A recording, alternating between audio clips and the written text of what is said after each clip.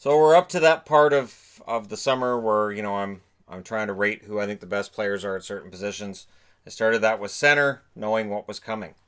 There's always going to be downvotes. There's always going to be disagreements. There's always going to be somebody who has to fast forward to the end of the video to go, "This list is stupid.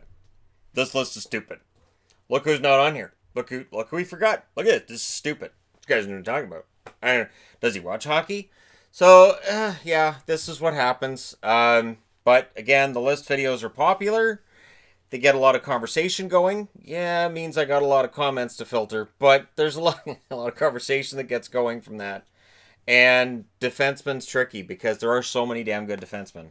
I looked through, I want to say about 70, and I would say 40. I could have argued, yeah, could be top 20 for certain reasons. So my honorable mentions list is as follows: Zach Werenski, who had a down year. I think he's going to get better next year. Marc-Edouard Vlasic. The numbers. I want him in that top 20. I look at the top 20, and at the end of it, it's like, okay, he's again. I apologize to Sharks fans and to fans of Marc-Edouard Vlasic. For me, he's not in the top 20. Matthew Dumba. I apologize to Wild fans there. Thomas Chabot of Ottawa, who I think forces his way in next year. He was fantastic for an Ottawa team that didn't have anybody after Carlson left, and he stepped in admirably. Honorable mention to Duncan Keith as well, who had a very good season for Chicago, under the radar. Good defenseman as well on that season. And Provorov, who had a pretty good year for Philly, though his defensive numbers suffered. But I think he's going to get better. And I could throw in an honorable mention for Gostisbehere. I honestly, anybody. And then the final two that I eliminated were Ryan Suter in Minnesota, who played a ton this year, and Nate Schmidt in Vegas. Without Nate Schmidt's return, who knows where Vegas might have ended up. Nate Schmidt was a huge part of why Vegas ended up making the playoffs, so it was tough for me to eliminate him. But when I looked at the other names I had left, I was like, I can't. I can't have Nate Schmidt in the top 20, though he was as close as you can get. I had him at, not as close as you can get. I had him at 22, and I had Suter at 21. So that's how close it is, and that's how much things have changed from last year. I had Nate Schmidt in the top 20 last year, which got a lot of static, and I know there's going to be some static towards my top 20 this year. I'm trying to measure who I think is going to be the best, and along with who I think had a really good season this year, or who didn't, and so it's tricky for me. At number 20,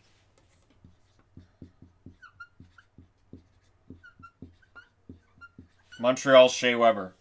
When Shea Weber came back from injury, Montreal's blue line got better. Montreal's blue line got way better. And Carey Price's numbers got better as well. So Shea Weber is a key on that Montreal blue line.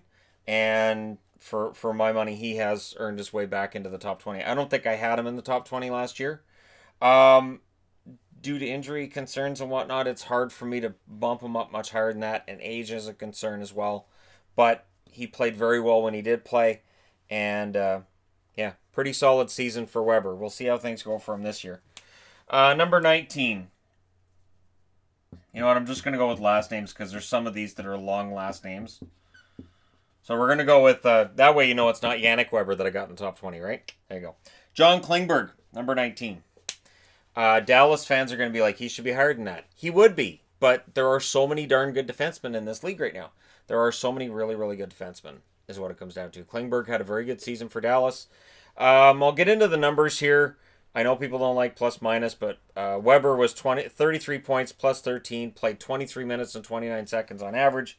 Klingberg had 45 points, was a plus 6, and had 24 minutes and 32 seconds on average played. Very good season for him. Haskin's not on the list. I'm going to go out on a limb and tell you that. Dahlin's not on the list either. Dahlin will be on the list next year. I expect Dahlin to take that next step, and he'll be on the list next year is my guess. But Klingberg had a good year, and some Dallas fans would argue he had a great year. I can't argue with that, but I was unable to put him higher than 19th on this board. And I think defense right now is some of the best it's been in the National Hockey League. Number 18.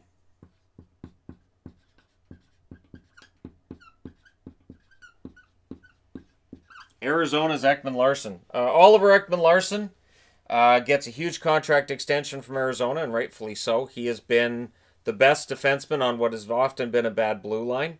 Now that Arizona is expected to get better, I think we can see whether or not Ekman Larson might belong here. His numbers, 44 points. He was a minus 16 and played 23 minutes and 38 seconds.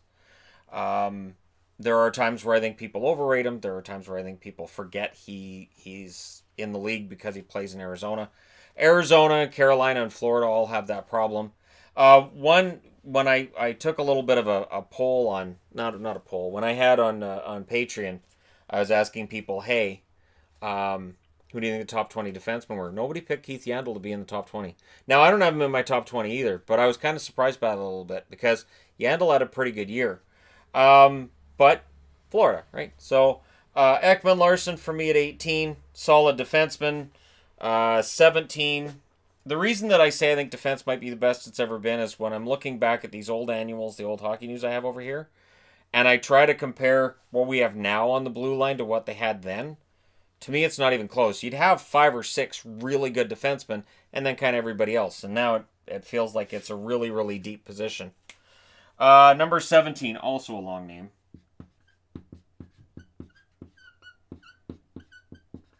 So we had the debate a few days ago on Pianka, who's not in my top 20, just throwing that out there, on Neil Pianka and how, oh, well, in Rangers he wasn't any good, and he won't be any good in Winnipeg either. He has Byfuglien and Morrissey. Morrissey's not on this list either. He has Byfuglien and Morrissey ahead of him. Those guys are big. If he can learn from those two guys, and I mean big in terms of how they play and how good they are, he can learn from them, he can get better. Byfuglien, when he's out of the lineup, you can tell. The Jets suffer when he's not in the lineup.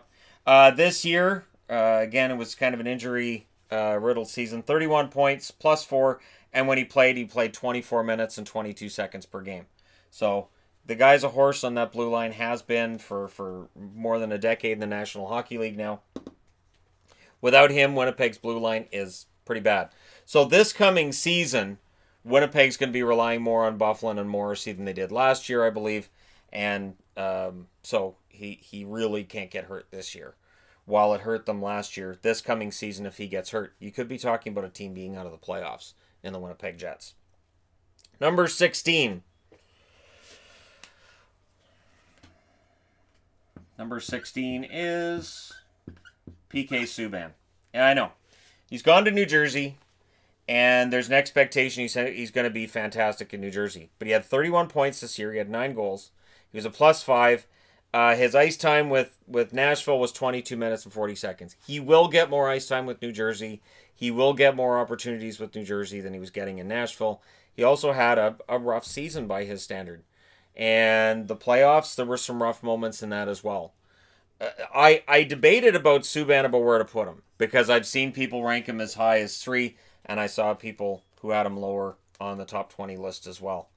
PK is always going to be one of the most talked about players in the league. He's very flamboyant, very outspoken, and absolutely when his career's done, I would expect him to be a central figure in some form of media somewhere because, again, outspoken, well-dressed, and very... And people complain about his ego, but honestly, I think it's kind of a good thing. I think it's fun. Now, I can understand why certain teams don't like it, and it seems like in hockey, ego is punished more than in other sports. But I still like Subban. He did have a bit of an off year by his standard. Number 15. I'm going with Tampa here. This guy wasn't in everybody's list. But Ryan McDonagh. You just look at the numbers. 46 points, +38, and 22 minutes and 5 seconds played on average. What hurt McDonagh was early in the year, there was a lot of talk about McDonagh potentially for Norris. And you might laugh now, but early in the year, he was absolutely a rock out there. What hurts him is he plays on the same team as Hedman. Hedman is one of the best, if not the best defenseman in the league. And McDonagh ends up playing in his shadow. But to me, I could not justify not having him in the top 20. I know there's going to be people who get mad about where I have McDonagh and who I have him ahead of. That's kind of how these lists work. Because people always I'm going to fast forward to the end and get mad with the ending. That's why the power rankings, I mess with them during the regular season. Number 14.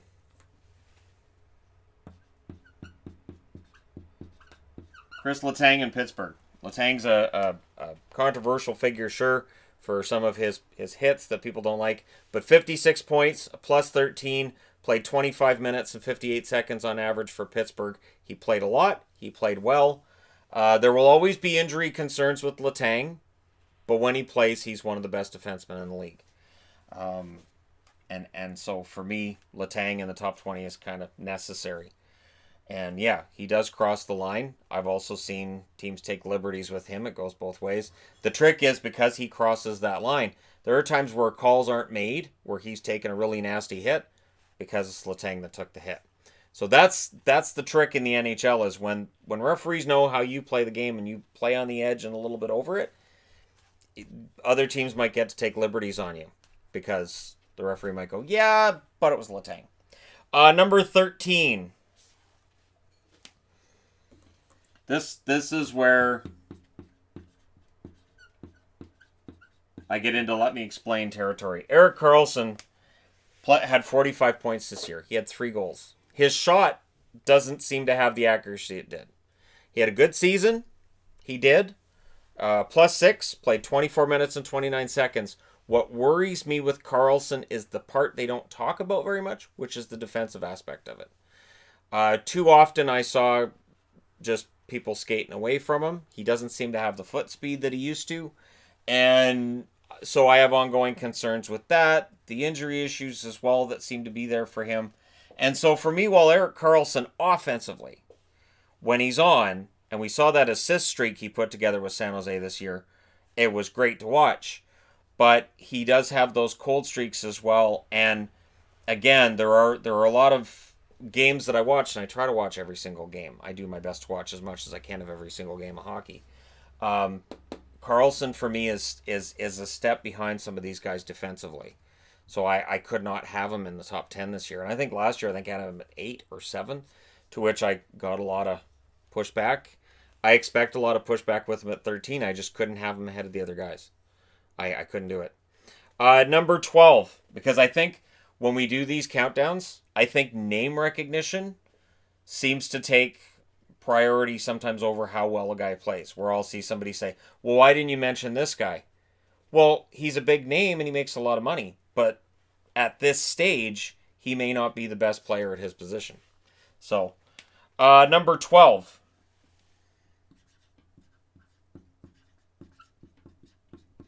The St. Louis Blues won the Stanley Cup because of their blue line. So having Parayko at 12,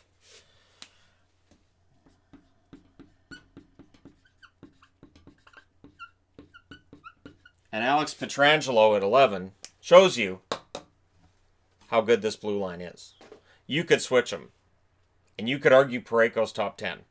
Parayko's numbers were simple. He had, looking for him on the list right now. Parayko had 28 points. He was a plus 20, played 22 minutes and 47 seconds. Pietrangelo, 41 points, plus 2 in 24 minutes and 5 seconds. That blue line in St. Louis was the dominant reason, along with just a really solid commitment to playing as a team, that gets St. Louis the Stanley Cup. And Parayko is one of the more underrated defensemen, but I think with what's happened with the Blues this past season, with them winning the Stanley Cup, I now think Parayko is finally getting the recognition.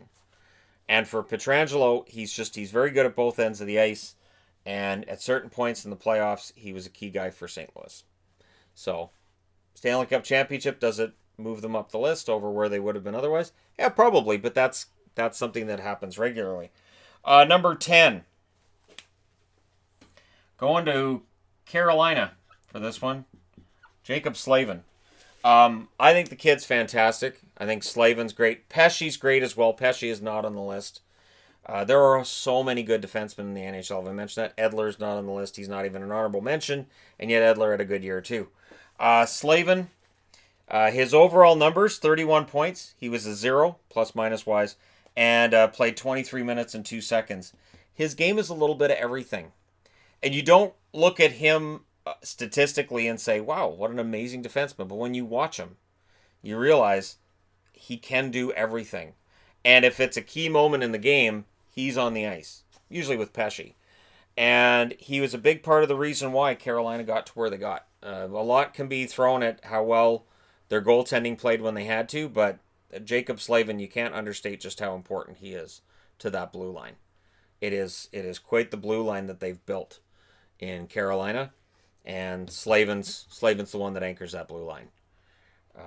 He had kind of a coming out party in the playoffs. The funny thing is, while there was a lot of talk about how, he's always been underrated, he won't be underrated anymore, I guarantee he goes back into obscurity if Carolina struggles this year. Number 9. This one was tough too. And I'm going to write it up here and then I'm going to explain it, even though there's people fast forwarding to the end so they don't have to hear it. Doughty played on a bad team that couldn't score. But Doughty also had a rough season. Doughty ends up with 45 points. He's a minus 34, plays 26 minutes and 36 seconds. Doughty needs help on that blue line. I don't think trading out Jake Muzzin necessarily helped him either. And Doughty's an excellent defenseman and could absolutely find himself as high as 1 this year. But for me, he's at 9 because the overall numbers, he suffered at points this year. We can look at their lack of scoring, but he had some really brutal stretches this year as well. So for me, he's at 9. And at 8, going to Nashville. I'm wearing Nashville for a reason, of course. Ellis can get an honorable mention too while we're at it. Because Ellis had a pretty darn solid season. So that would have been 4 defensemen from Nashville if he'd made the top 20, right? Matthias Ekholm. Ekholm is one of those guys that if he played in Toronto, Montreal, if he played for the Rangers, if he played for one of the really big market teams, I think there'd be a lot more love thrown his way. Ekholm, his numbers, 44 points, plus 27, played 23 minutes and 22 seconds on average. Because of Ekholm, because of Josi, because of Ellis, and now Fabro, they're able to trade Subban without having any concern about their blue line, which says a lot. That you can trade a guy who's on this board and go, our blue line's probably still just as good. Ekholm is underrated offensively. He is underrated in general as far as I'm concerned. I think he deserves more press than he gets. I think it's just he's always seemingly behind somebody else on this Nashville blue line. But to me, if Ekholm was playing on, I'd say 90% of the teams in the league, he's probably the top guy. He's at least close and probably gets more attention. So Ekholm at 8. At number 7, going to Columbus and Seth Jones. Seth Jones did not have as strong a year this year as last year, but Seth Jones is still very young. Werenski was an honorable mention that I threw out at the start of this video. Columbus is very good on the blue line. They really are. It's underrated. As everybody's going, they're going to be a tire fire. They're going to be terrible. That blue line is going to keep them in a lot of games. Jones, 46 points. He was only a +1. Played 25 minutes and 49 seconds on average. He played a ton, and as long as Tortorella is there, Jones is going to play a ton. And he's capable of being better next year than he was this year. I would not be surprised to see him. I don't know if number 1's potentially possible, but I could see him being top 3 next year. Seth Jones is a very good defenseman who had by his standard, I think, a little bit of a drop from where he was the year before, but not substantial. Number 6, and this is where the debate gets started again. Brent Burns. So he has 83 points. He's a +13, plays 25 minutes and 6 seconds. But with Burns, the question's always, but is he really a defenseman? He scores a lot of points. He plays a lot of offense. How about his defense, though? His defense isn't bad. It's definitely better than some people give it credit for. I don't think that I would have him as one of the best shutdown guys in the NHL, but he's a very good defenseman. And so for my money, 6 is perfect for him. And again, if you're a Sharks fan, I got Burns here, Carlson here, and Vlasic is an honorable mention. So the Sharks have a pretty good blue line too. It's just a matter of keeping Carlson healthy and having Vlasic see his overall numbers bounce back a little bit from an off year. Burns had an excellent year. And the season before, his defense was poor. This year, his defense got better. So he deserves some consideration for that. Number 5. Toronto's Morgan Rielly had an amazing year. He had 72 points, +24, played 23 minutes and 7 seconds on average. And yet, here's the problem. Again, you have so many Leaf fans compared to everybody else online that you will have Leaf fans saying Rielly should have won the Norris this year and Rielly's the best defenseman in the league. I wouldn't go that far. I would say Giordano had a great year. I would say that there's other defensemen that are still better than him, but he's excellent. Morgan Rielly is fantastic. And at some point, he's going to command a salary above $10 million a year. Morgan Rielly is every bit as good as he was deemed to be when he was drafted. And for a Leafs blue line that takes a lot of flack for how poor it is, Rielly is not part of the problem. And he's not going to be part of the problem. Maybe because Toronto's blue line is seen as weak, maybe he doesn't get the credit that he should, but Rielly's going to nudge his points totals, I think, even higher. And I think once he gets to about 80 points and gets into Burns territory, there may be some serious consideration given to Norris, even though most of us can agree points shouldn't be the deciding factor when it comes to Norris trophies. That being said, in at 4, I have Mark Giordano. Giordano's interesting. He was underrated going into last year. Underrated by me as well. 100% agree. I underrated him. That being said, he had a career year. I don't necessarily see him as the greatest defenseman in the National Hockey League. He's darn good, though. I have him at 4. So the complaints that are going to happen from Flame fans going, he hates Calgary, that's why he has Giordano at 4. Last year, I don't think I had Giordano in the top 20. Yeah, I know. But again, this is a league that is really, really stacked when it comes to defensemen, and we can use all various media and stats to justify anybody that we want to put in a top 20 position, right? Number 3. Number three. Where's number 3? There he is. All right. John Carlson in Washington. Capitals fans aren't happy. 2 years in a row, they feel that Carlson had a year worthy of Norris. He didn't get it. This is kind of standard, though. It's kind of standard for a defenseman to go through a few years where maybe he should have, and maybe he could have, and then he didn't. If Carlson puts up really good stats again this year, I wouldn't be surprised to see him win the Norris. That's something I've seen before, where defensemen will wait a little while to break through, and then once he wins that first Norris, it might be, he wins a few of them in a row, or at least a few of them over a 5-year period. But that first one could be tough to win. Carlson has to show he's better than everybody else, and he may very well do that this year for Washington. He had a great year. He scored 70 points. Giordano had 74. He was a plus 39 and had 24 minutes and 14 seconds played on average. Whereas Carlson had 70 points, was a plus 21, and played 25 minutes and 4 seconds. Rielly, yeah, I mentioned Rielly's numbers. Yeah, I got Rielly's. Carlson, for me at number 3, I'm okay with that. So at number 2, this is where it gets really, really difficult. It does. But to me, Roman Josi's number 2.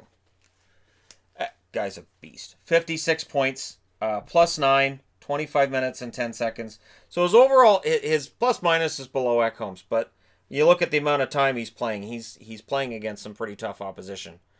And I just don't see weaknesses in Roman Josi's game. I really don't. And at some point, he kind of has to win a Norris, I think. His overall point totals, they're pretty good. 56 points for the kind of game he plays it's great. And he really is one of the best defensemen in the National Hockey League. The emergence of Roman Josi is part of how Nashville's blue line has become so dominant for so long. So, Josi for me at number 2, which means number 1, people are going to be ahead of me on this one. I can't have Viktor Hedman anywhere but 1. And I know that's going to be a sticking point with some, but he had 54 points this past year, plus 24, played 22 minutes and 46 seconds. And just, to me, he is a defenseman that is able to turn it on like nobody else. It can be frustrating when he has those down periods during the year, but he is still, for my money, when he turns it on and he's going, there's nobody that can play like he does. Hedman, to me, is the best defenseman in the National Hockey League. And again, This is part of what keeps McDonagh from getting recognized for what he did this past year. Hedman's the guy. He is absolutely, for my money, the best defenseman in the National Hockey League. And if he's healthy, and if he plays to his standard, he's your Norris Trophy winner next year. He's got every tool you want in a defenseman, and I don't even know that he's peaked yet. I think that there's still more to give. But I know there's going to be a lot of debate over this list. I went over this list a lot. I looked for feedback days ago. I've gone over this. I've thought about it. And this for me is the top 20. But I'd be interested to know your picks for the top 20. And while everybody's throwing shade at me for whoever they feel is too low or whoever they feel is too high, let me know your thoughts in the comment section below, as always.